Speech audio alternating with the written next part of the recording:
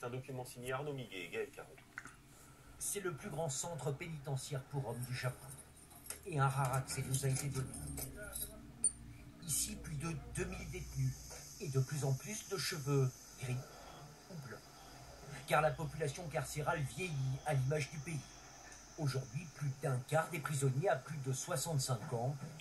Beaucoup de ces papis délinquants arrêtés pour de menus larcins. Parmi eux, ce septuagénaire condamné pour tentative de vol, il purge une peine de 3 ans. Il sera libéré dans quelques jours. Beaucoup de détenus pensent que c'est mieux d'être ici qu'à l'extérieur. Ici, il n'y a pas de problème d'argent et on est sûr de manger 3 fois par jour. Le phénomène est récent. De plus en plus de seniors deviennent délinquants. Ceux-là pris la main dans le sac. Difficile à croire, mais c'est parfois le but recherché. Certains Japonais âgés cherchent à se faire incarcérer. Pour eux, la prison est un refuge. Face à la solitude, face aussi à la paupérisation. À Tokyo, l'une des villes les plus chères au monde, une retraite de base ne dépasse pas 800 €. Iwakuni, au sud de l'archipel, l'un des 11 centres pénitentiaires pour femmes du pays. 250 détenus purgent des peines allant de quelques mois à la perpétuité. La doyenne a 88 ans.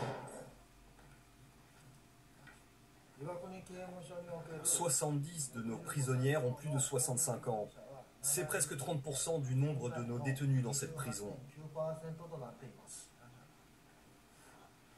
C'est pour être dans des cellules, comme celle-ci, 5 mètres carrés, plutôt que seules en liberté, que certaines femmes âgées volent dans les supermarchés.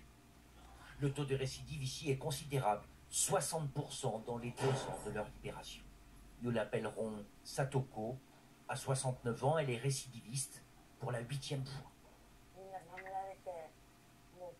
Ici, on se sent protégé, on a une vie régulière.